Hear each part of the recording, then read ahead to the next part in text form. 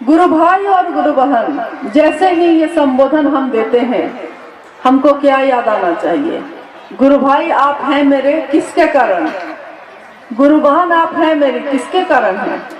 कारण क्या है? इससे पहले एक महिला थी आप, इससे पहले एक पुरुष थे आप, एक इंसान थे मेरे लिए, लेकिन आप अनजान भी हैं अगर, और आपने शिव को गुरु बनाया है, तो मेरा संबोधन ये हो जाता है कि गुरु भाई हैं आप, गुरु बहन हैं आप।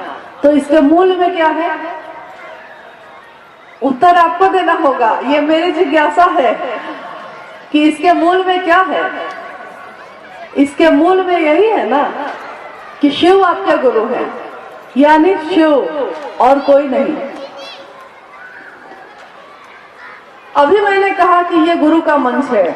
इस गुरु के मंच से, या मंच का मतलब ये नहीं होता है कि सिर्फ ये स्टेज बना हुआ, मंच का अर्थ ये होता है कि जहां बैठकर आप अपने गुरु की बात करते हैं, वो चाहे धरती हो, चाहे वो पत्थर हो, या फिर वो कोई लकड़ी से बना हुआ स्टेज हो, कहीं भी बैठकर आपने अगर या खड़े होकर अपने गुरु की बात की है, तो वो गुरु का स्थान है। और गुरु के स्थान पे सिर्फ और सिर्फ गुरु की बात होनी चाहिए।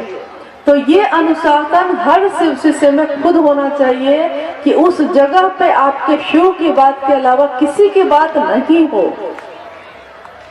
तो पहले तो गलती आपसे खुद होती है, हमसे खुद होती है। हम अगर सुनना चाहेंगे तभी कोई हमको सुनाएगा, हम किसी से बात करना चाहेंगे तभी बात करेंगे।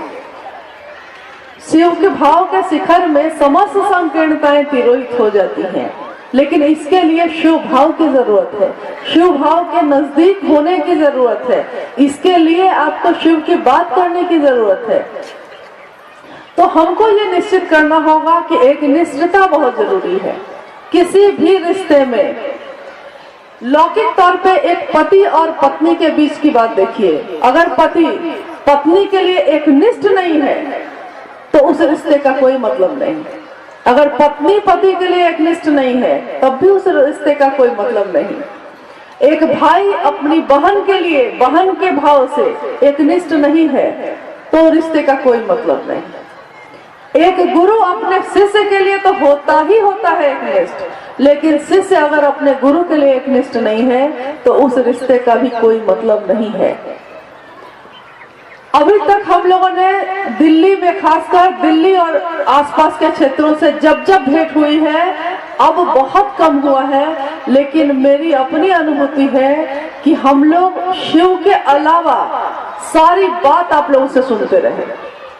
शिव के अलावा, शिव के काम के अलावा, ये भाई है तो ये वो भाई है, तो कोई किसी को रिश्ते से बांध लिया तो कोई किसी को रिश्ते से बांध लिया।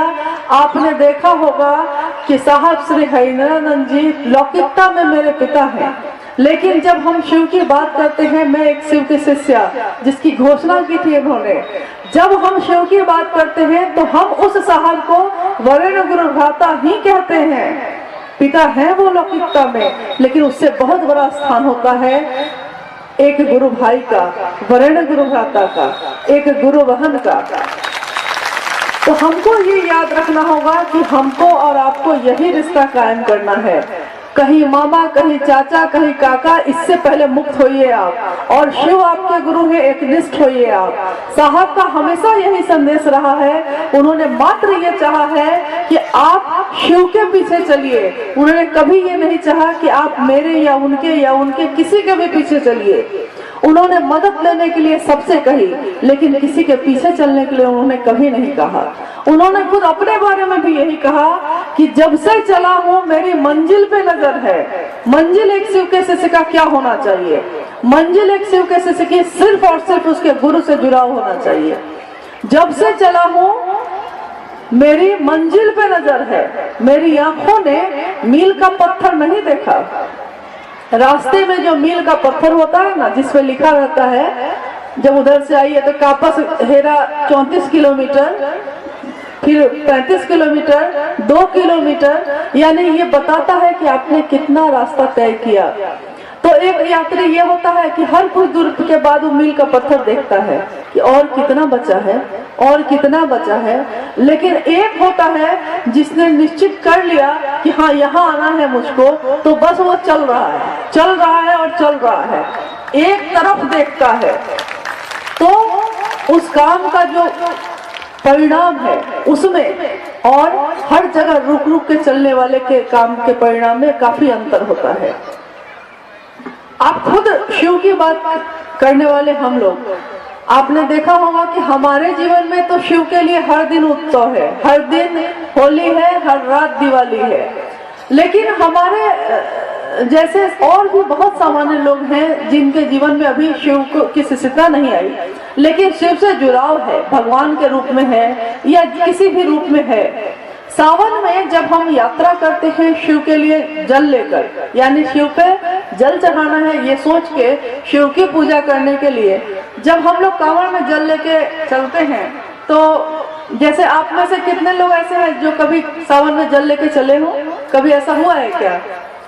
बचपन में मैं खुद 2 बार गई हूँ, अब तो जरूरत ही नहीं पड़ती, लेकिन पहले 2 बार गई थी अपने परिवार के साथ। और मैंने जो देखा है उस अनुभूति को आपको बताती हूँ। आप में से भी कुछ लोग ने हाथ उठाया कि हाँ हम लोग भी गए हैं। शिव पे जल चढ़ाना, शिवलिंग पे जल चढ़ाना है, मन में ये निश्चय आ गया है, एक जगह आपने मन में स्थिर कर लिया है कि मुझको उस जगह पे जाना है।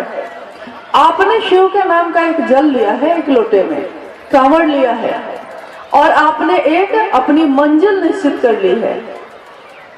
आप चल रहे हैं, बोलबम बोलबम बोलबम से पूरा माहौल गुंजायमान है। आप चल रहे हैं, आपके साथ असंख्य लोग चल रहे हैं, वो असंख्य लोग भी चल रहे हैं, आप ही के साथ चल रहे हैं, आप उनके साथ, वो आपके साथ। लोग अपना जो परिचय है वो भूल जाते हैं, किसका क्या नाम है वो भूल जाते हैं। मैंने देखा है जो तेज चलता है उसको कहते हैं इंजन बम, जो बीच में भैया बम, मैया बम, तो कौन बच्चा बम। मतलब कि एक अलग सा माहौल, अद्भुत सा माहौल, जिसमें एक मंजिल निश्चित है और उस मंजिल के लिए चलने वाले असंख्य लोग हैं, जल लेके चल रहे हैं। वो जाति भूल गए, भेद भूल गए, पुरुष और स्त्री का भेद भूल गए, अपने मन की कलुषता भूल गए।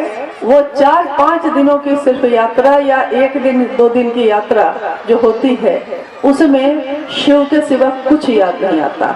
लेकिन आप चलते सबके साथ हैं, आप उठते बैठते सबके साथ हैं, आप नहाते हैं, खाते हैं, यहाँ तक कि खा लिए हैं तो माफी मांगते हैं कान पकड़ के उठ बैठ के, सबके साथ हैं आप। लोग दूर से देखते हैं तो लगता है कि सब एक साथ चल रहे हैं, लेकिन कोई किसी के साथ मन से नहीं है।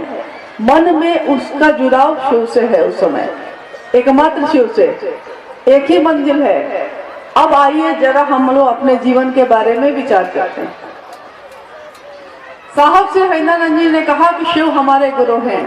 आपने माना, मैंने माना, हमारे जैसे लाखों करोड़ों लोगों ने माना। हमारे मन में ये निश्चय उन्होंने डाला कि आपके गुरु शिव हैं, आपको किसी की जरूरत नहीं, आपके गुरु शिव हैं, बार बार डाला। लेकिन हमारा मन ही बार बार रुकता रहा। हमारे मन में ये निश्चय नहीं हो सका जो 4-5 दिनों की यात्रा में होता है, वो हमारे पूरे जीवन की यात्रा में ये बात नहीं आ पाई। हम हर जगह रुकते रहे, हम हर जगह दूसरे को देखते रहे, और हमारे मन में वो मंजिल ही हमेशा गायब हो जाती है कि कहाँ जाना है, क्या करना है। यहाँ तक कि आपने देखा होगा कि फटाफट सेशन बीच में चला था, काफी लोग मतलब उसमें निकल रहे थे। तो बहुत ऐसी जगह थी जहाँ पे लोग खुद में मिल के चलने लगे, लेकिन बहुत ऐसी जगह भी थी, बहुत ऐसी जगह भी रही जिसमें कहने को तो गुरु भाई गुरु बन रहे वो, लेकिन बाहर जाकर पूरा घूम फिर के अपना, किसी ने उत्तराखंड चुन लिया, किसी ने हिमाचल प्रदेश चुन लिया, किसी ने कुछ चुन लिया, किसी ने कुछ चुन लिया, कोई राजस्थान जा रहा है तो कोई केरल और तमिलनाडु जा रहा है। और यहाँ तक कि मुख्यालय जाके वो बोल रहे हैं कि केरल जा रहे हैं, लेकिन पता चलता है कि 2 दिन तो फटाफट किया था वहाँ और 2 दिन घूमने में बिताया था। तो ये आपके आसपास में तो असंख्य ऐसे लोग हैं जिन्होंने शिव को गुरु माना ही नहीं, आपको वो दिखाई नहीं देते। और जाना है तो जरूर जाइए आप, लेकिन अपनी जगह को भी तो थोड़ा देखिए कि वहां भी कुछ लोग जुड़ जाए, और तब बाहर जाइए।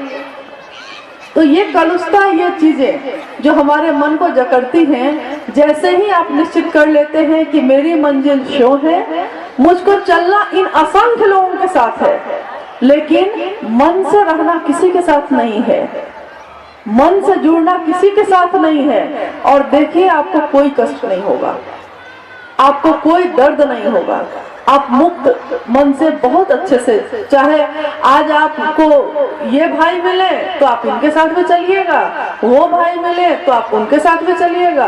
आपके गुरु शिव है, शिव की बात होनी है। ये नहीं होना चाहिए कि हम इस ग्रुप में हैं, हम इन्हीं के साथ चलते हैं, हम उन्हीं के साथ चलते हैं। अगर ऐसा साहब हरिनानंद जी ने किया होता तो सोचिए, क्या आप दिल्ली में या राजस्थान में या हरियाणा में नजर आते? पता चलता कि जो शिव को गुरु मान रहा है वो फिर रांची में उनके पास बैठा हुआ है, यही पता चलता। लेकिन ऐसा उन्होंने कभी नहीं किया। जो सब कुछ रखते हैं अपने पास, जब उन्होंने हमको मुक्त किया है, जब उन्होंने कहा है कि आप एकदम स्वतंत्र हैं कहीं भी जाकर शिव की बात करने के लिए, तो अगर हम किसी को बाधा देते हैं, हम किसी व्यक्ति की यात्रा को अपने में जोड़ के रोकते हैं, तो ये एक आध्यात्मिक अपराध है। और इस आध्यात्मिक अपराध की सजा हमारे गुरु शिव के पास भी नहीं होगी। क्षमा जिसे कर सके न तुम भी, हो गई कोई ऐसी भूल। हम शिव शिष्यों से अगर ये भूल होती है तो इसकी क्षमा वो गुरु भी नहीं करेगा। क्यों? क्योंकि अगर मेरे कारण कोई शिव की तरफ चलने से रुका है तो ये शिव के लिए किया हुआ अपराध है। इससे बचने की कोशिश करिए और अपने मन में एक मंजिल निश्चित कीजिए कि हमको कहाँ चलना है, किसके ध्यान में चलना है। चलिए सबके साथ, लेकिन बनिए किसी के नहीं। बस इतनी ही प्रार्थना है आपसे।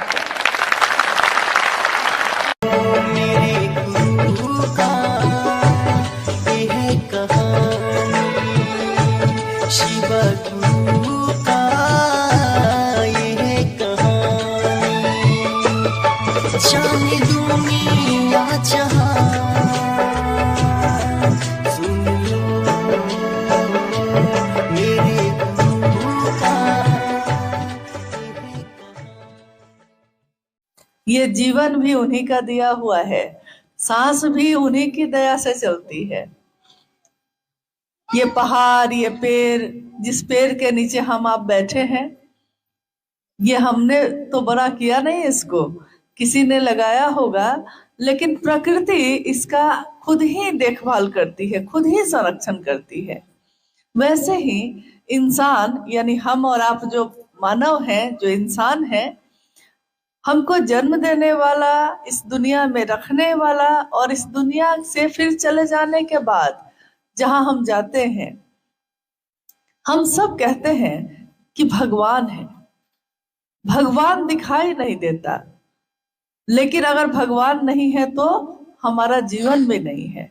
जैसे अभी हवा चल रही है, हवा चल रही है ना, हम सांस लेते हैं, सांस छोड़ते हैं, हवा दिखाई देती है, लेकिन उसके बिना हमारे प्राण नहीं चलते। वैसे ही वो महादेव जो है वो दिखाई नहीं देते, लेकिन उनके बिना हमारे जीवन का पल प्रतिपल चल ही नहीं सकता। महादेव की इच्छा से ये दुनिया बनी है। इस दुनिया में अलग अलग चीजें बनी, पेड़ पौधे बने हैं, पानी है, आग है, नहीं, हवा है, आकाश है। कुछ अगर नहीं मिलेगा हमको, मान लीजिए हमारे आपके घर में राशन नहीं हो, अनाज नहीं हो, तब भी हम जिंदा रहेंगे कि नहीं रहेंगे? क्योंकि हमारे पूर्वज तो रहते थे। कहाँ से खाते थे खाना, कहाँ से पानी पीते थे? कुछ खाने के लिए जंगल में जाते थे, जंगल के ही पेड़ पौधे से फल तोड़कर खा लेते थे, पत्ता जो है पीस कर पी लेते थे, झरना और नदी जो पानी जिसमें है उसमें से पानी निकाल कर पी लेते थे। यानी जीवन जीने के लिए तो सारी चीजें महादेव ने दी हैं। तो अगर हम देखेंगे कि ये दुनिया किसकी है, ये सारी चीज किसकी है, तो किसकी है बताइए? हमारी है, आपकी है, इस जिला के किसी अफसर की है? नहीं ना। किसकी है? महादेव की है। तो महादेव की दुनिया हुई ना ये दुनिया जिसने बनाई है, ये दुनिया भी तो उसी की होगी। यानी महादेव की दुनिया में तो हम लोग रहते हैं। जैसे हम अपने पिता के घर में रहते हैं तो पिताजी के लिए भी कुछ करते हैं कि नहीं करते हैं। तो महादेव की दुनिया में जब रहेंगे तो महादेव के लिए कुछ भी नहीं, नाम भी नहीं लेंगे उनका। दुनिया के लोग तो कभी सुख देते हैं और कभी दुख देते हैं, तो उनके लिए हम एहसान मानते हैं, उनकी इज्जत करते हैं, उनसे रिश्ता नहीं तोड़ते। जिस महादेव के कारण ये सारी चीज है, हम उस महादेव से ही अपना रिश्ता कमजोर कर लेते हैं। साहब हरिंद्रानंद जी ने पहली बार इस दुनिया में ये बात कही कि हर आदमी, हर इंसान महादेव को अपना गुरु बना सकता है। कोई अगर शरीरधारी गुरु है, उनके पास आप जाइए और कहिए कि हमको शिष्य बना दीजिए, तो उनके पास कोई ना कोई नियम होगा, बंधन होगा। कोई कहेगा कि किस जाति से हो, किस धर्म से हो, नहीं, अमीर हो कि गरीब हो, यहाँ के हो कि वहां के हो, कुछ ना कुछ पूछेगा। और कुछ नहीं तो साधना करनी पड़ेगी, मंत्रों का जप करना पड़ेगा, उपासना करनी पड़ेगी, कुछ ना कुछ शर्त, कुछ ना कुछ बंधन होंगे। तब कहीं जाकर अगर 50 आदमी आया है तो 5 आदमी को वो कहेंगे कि हाँ, 5 आदमी ऐसा है जो मेरा शिष्य बन सकता है। यानी गुरु के अनुशासन में जो रहेगा उसी को गुरु शिष्य बनाते हैं। बाकी लोग का क्या होगा? जिसमें योग्यता नहीं है, जिसमें पात्रता नहीं है। अगर आपको संस्कृत में बहुत मोटी मोटी किताब हम लोग ले आए और कहे कि हम ही पढ़े, तो हम पढ़ पाएंगे? नहीं आती है। बड़ी बड़ी बात नहीं आती, बड़े बड़े ग्रंथ और किताबों को हम लोगों ने नहीं पढ़ा है, लेकिन दिल की भाषा समझते हैं कि नहीं? हम लोग संस्कृत नहीं पढ़ सकते हैं, अंग्रेजी नहीं पढ़ सकते हैं, मान लीजिए हिंदी पढ़ सकते हैं, हो सकता है वो भी नहीं पढ़ पाए, लेकिन दिल की भाषा पढ़िएगा कि नहीं? दिल की भाषा तो पढ़ते हैं, उसके लिए तो भाषा की जरूरत नहीं होती। तो महादेव जो है, सारी भाषा, सारी चीजें हमारी आपकी बनाई हुई है, महादेव की नहीं। तो महादेव क्या ग्रहण करते हैं, महादेव को हम लोग क्या देते हैं? अगर जल भी चढ़ाएंगे तो किसका है? ये है तो महादेव का ही। फल फूल चढ़ाएंगे तो किसका है? महादेव का ही है। और भाव भी चढ़ाएंगे तो ये भी दिया तो महादेव नहीं है, लेकिन महादेव भाव मांगते हैं। जैसे किसी भी रिश्ते में हम लोग भाव ही मांगते हैं। हम ही लोग यहाँ आए, आप गुरु बहन है मेरी, हम गुरु बहन है आपके। अगर हम लोग के अंदर गुरु बहन का भाव नहीं होता तो हम लोग यहाँ क्यों बैठते? आप अपने घर को छोड़ के यहाँ क्यों बैठते? हम भी रांची जाना छोड़कर यहाँ क्यों रुकते? गुरु बहन का गुरु बहन के लिए भाव है, लेकिन ये भाव किसके कारण है? क्योंकि मैंने भी महादेव को अपना गुरु माना है और आपने भी महादेव को अपना गुरु माना है। तो जब जगत के रिश्ते में हम लोग भाव खोजते हैं, माँ का पुत्र के लिए, पुत्र का माँ के लिए भाव, पति का पत्नी के लिए, पत्नी का पति के लिए भाव, और अगर एक में भाव हो और दूसरे में नहीं हो तो वो रिश्ता चलेगा? चल पाता है? तो जब जगत के रिश्ते बिना भाव के नहीं चलते, महादेव तो भाव सत्ता ही है। महादेव से भाव से जुड़ा जा सकता है। और भाव कैसे आए, इसके लिए आपके बीच तो गुरु बहन लोग आती ही हैं, वो लोग बताई हैं कि भाव कैसे जगे। क्योंकि भाव जगता है जगत के लिए, लेकिन महादेव के लिए नहीं जगता है। इसके लिए बहुत जरूरी है कि पहला सूत्र हम करें, मन ही मन अपने गुरु शिव से कहिए, हे शिव, आप मेरे गुरु हैं, मैं आपका शिष्य हूं, मुझ शिष्य पर दया कर दीजिए। दया क्यों कह रहे हैं हम लोग, कृपा क्यों नहीं कह रहे हैं? ज्यादातर लोग तो यही ना कहते हैं कि कृपा होगी तब ना, लेकिन महादेव को गुरु बना के तो दया मांग रहे हैं। क्योंकि महादेव कौन है? भगवान, और भगवान गुरु भी है। लेकिन हम कौन है? एक नश्वर, हम लोग इंसान जिसको कुछ नहीं आता। हम लोग को अगर कुछ आ भी जाएगा तो उस महादेव के सामने उसकी क्या बिसात। लेकिन तब भी हम कहते हैं कि महादेव आप हमको अपना शिष्य बना लीजिए। और महादेव बनाएंगे क्योंकि वो जगत के पिता हैं, जगत के गुरु हैं। वो नहीं कह सकते कि तुम किस जाति किस धर्म के हो। महादेव कह सकते हैं, क्योंकि महादेव की तो पूरी दुनिया ही है, सब तो उनकी अपनी संतान है। वो किसी को मना नहीं कर सकते। वो कहेंगे कि आप क्या खाते हैं, क्या पीते हैं, कैसे जीते हैं, ये पूछेंगे। वो सब तो उन्हीं का है। तो वही महादेव जब हम पे दया करेगा तो बिना उसकी दया के हम शिष्य बन सकते हैं? नहीं बन सकते। इसीलिए पहला सूत्र में हम बार बार यही बात कहते हैं, और दूसरा सूत्र जो है उसमें हम महादेव की बात करते हैं। जितना आता है उतना ही। हम लोग को तो बहुत कुछ नहीं आता, आपको भी बहुत कुछ नहीं आता, लेकिन महादेव के लिए भाव कैसे पैदा हो ये तो आपको आता है। जब जगत के लिए आता है तो महादेव के लिए भी आएगा। महादेव की बात करते करते, शिव चर्चा करते करते एक दिन हमारा मन महादेव के लिए भाव से भर जाता है। आप देखिएगा गांव में कुआं होता है, कहीं कहीं कुआं है। यहाँ इस गांव में है। तो कुआं से पानी निकालने के लिए बाल्टी और रस्सी बांध के लटकाते हैं। उसमें कैसे निकालते हैं पानी? बाल्टी रस्सी में बांध के लटकाते हैं ना। और कहीं कहीं देखिएगा कि कुआं के किनारे पे एक पत्थर लगा रहता है, और उसी पत्थर पे रस्सी लटका के पानी लेने के लिए खींचते हैं हम लोग। तो खींचने से क्या होता है? उस पत्थर पे रस्सी बार बार जाती है और आती है। पत्थर मजबूत है कि रस्सी मजबूत है? क्या मजबूत है? पत्थर न कठोर है, पत्थर न मजबूत है, रस्सी तो बहुत कमजोर है।